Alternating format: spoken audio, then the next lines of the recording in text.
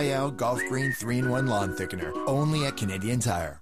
The Green Living Show, April 23rd to 25th at the Direct Energy Centre. Free admission with old electronics for recycling. Compliments of Samsung. Details at greenlivingonline.com. Nasal congestion. How does it keep you up at night? Definitely the dry mouth and waking up numerous times in the night and not getting the sleep that I need. I can't sleep when I'm congested, and I thought I had to put up with it. You've all tried Breathe Right nasal strips. How do they help? As soon as I put it on, I feel better right away. It's like a breath of fresh air. Better night's sleep means I feel better the next day. Honestly, it was, wow, it's really instant relief. It was a huge difference. It was, I can breathe again. For your free sample of Breathe Right, go to 606pn.com. This Earth Day, discover parts of our world that have never been seen. And meet the creatures whose stories have never been told. Disney Nature's Oceans. See it on the big screen Thursday, April 22nd. Warehouse 13 premieres 10 Friday on City TV. BT Earth Day is brought to you in part by Nabob. Better beans, better coffee, better planet.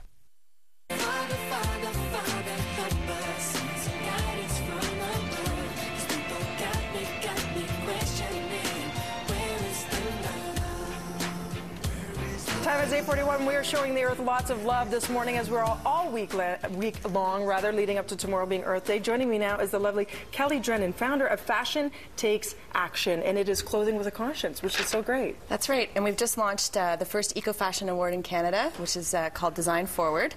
So we're really excited about that, and we took almost 40 designers and we filtered them through a set of criteria. And we came out with 14 nominees, and so we're going to be seeing some of those nominees today. So let's take a sneak peek right now. Up first, this designer is? This is Paper People Clothing. The designer is Jen Fukushima, and she uses a lot of recycled textiles incorporates them into her collections. These two pieces are actually made from bed sheets and shirts. So it's a really great, the eco sort of story behind recycled textiles, of course, is that you're saving garments from landfill. So clothing that would otherwise be destined for garbage or landfill. That is so great, and it does have that bohemian chic look, which is so in right now. What are we talking for cost, and where are they available? They're available at a number of different retailers in Toronto and I guess out west, I think, as well. If you go to the fashiontakesaction.com website, you'll see more about that. Okay. Price points for these dresses are around $150. And you know what? It's great. I know we're going to get tons of emails, and that's the point. Awareness is key, and you know you're doing something good when you sport something like this. Thanks, Absolutely. ladies. You both look very beautiful. Up next, and they're one of a kind, which is great, too. Yes, they are. Which designer is this? This is Revolve, designer Lara Stevenson, and these two pieces are made from a soy and organic cotton blend. Oh. So the great story about organic cotton, of course, is that it doesn't require pesticides and fertilizers to grow. It uses less water, so it's really it has a much lighter footprint than conventional cotton. And don't you find it so breathable, too, ladies? Don't you find it so easy to wear, very light and airy? So beautiful. That is gorgeous. So the colors, is this something that's true to this designer, or is it just one sample of what we can expect? Oh, this is just, she has a whole collection of amazing fabrics that she uses from, soy, tencel, organic cotton. So these are just two of the soy organic cotton pieces. Beautiful detailing. Thank you so much. Up next, our next model is wearing another beautiful number. And this is Thieves. Sonia Denelson is the designer, and this dress is actually made from a tencel, which is like a rayon, so that's why it looks like a rayon and sort of hangs that way. But it's actually produced in a closed-loop environment, which means that any of the wastewater gets recycled back into the manufacturing process, and then the trim is actually a hemp and tencel blend. And it's come such a long way, wouldn't you say, Kelly? I know in the past it got a bad rap as looking ill-fitting, sloppy, not so much design-focused. That has changed so much, so now we see it today. Everybody would ask me, what does sustainable fashion look like? And my answer is it doesn't look any different than conventional fashion. It's the story behind the garment where you actually learn that it is sustainable. Okay, so what were some of the categories you were looking at to select the winners? Well, we looked at the materials that they were using, so things like organic cotton and hemp. We looked at the production, so if it wasn't local and it was overseas, was it produced fairly? Were the workers paid fair wages, and were they working in safe conditions? We looked at the design, so it has to be stylish. Yeah. And then we also looked at sort of a special features category, which looked at whether or not their hang tags were printed on recycled paper and things like that. And last but certainly not least, move over Dita Von T. She looks stunning. Old Hollywood glam. Yeah, this is a retro-inspired bikini. It's actually an organic cotton and spandex blend. It has a slight bit of spandex probiotics in it because I think you just need that. Otherwise, it might just fall off. But it's really great. There's very few sustainable swimwear designers, particularly in Canada. So it's really great that It's Elidora. beautiful. This is Elidora. Oh, it's beautiful. We adore it, Elidora. I love it. I'm telling you, that is so Hollywood glam, isn't it? It's stepping it up a notch. Well done, ladies. For more information, fashiontakesaction.com. Bravo to all of you. Make sure you support it because it's for such a great cause. Right now, over to Jennifer. She is in Quebec. Hey, Jen.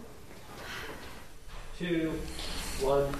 Bonjour. We are in Sainte Madeleine, Quebec this morning, and we are here with the Mira Foundation. Now, we were in the Eukanuba Center, but right now we're in the RBC Center. So many people help you out because this is a wonderful foundation. All the money raised is from the public. Yeah, that's it.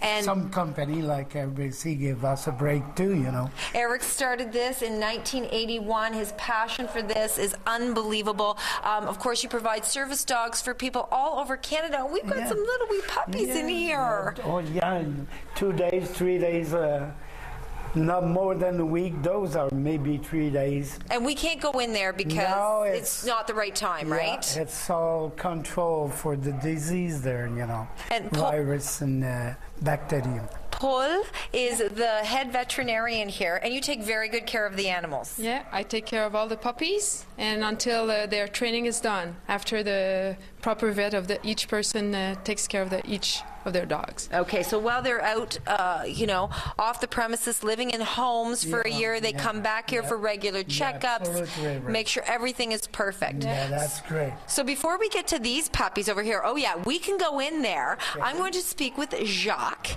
and his dog. And Jacques, you've had a couple of dogs from here, and now who's this? It's Okra. Okra. My best friend. Your best friend. Now, how has Okra helped you? Well, basically, he does almost everything except the dishes. They didn't teach him how to do the dishes? I wish I could, but I don't think he will do it. What he does basically is he's helping me to pick up stuff when I drop keys or pencils. He helps me also with the doors, to open the doors. He can pull almost any kind of doors. Actually, what else? He helped me to get undressed at night. This is a special dog. It's his something, really. He changed my life actually, because before I was kind of insecure to going out in the evening or something like that, just because I wasn't sure what's gonna happen if I drop my keys. I remember once, especially before I had Okra, I waited more than 2 hours outside because I dropped my keys on the floor.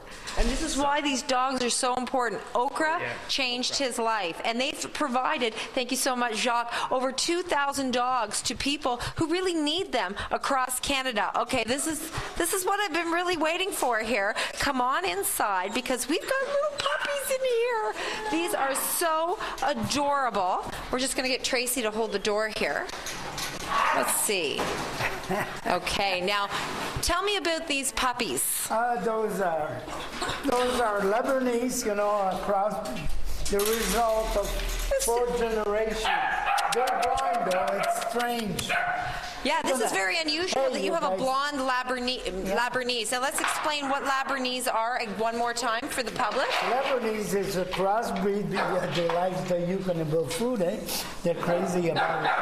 The Lebanese is a crossbreed with Bernese mountain dogs and Labrador dogs.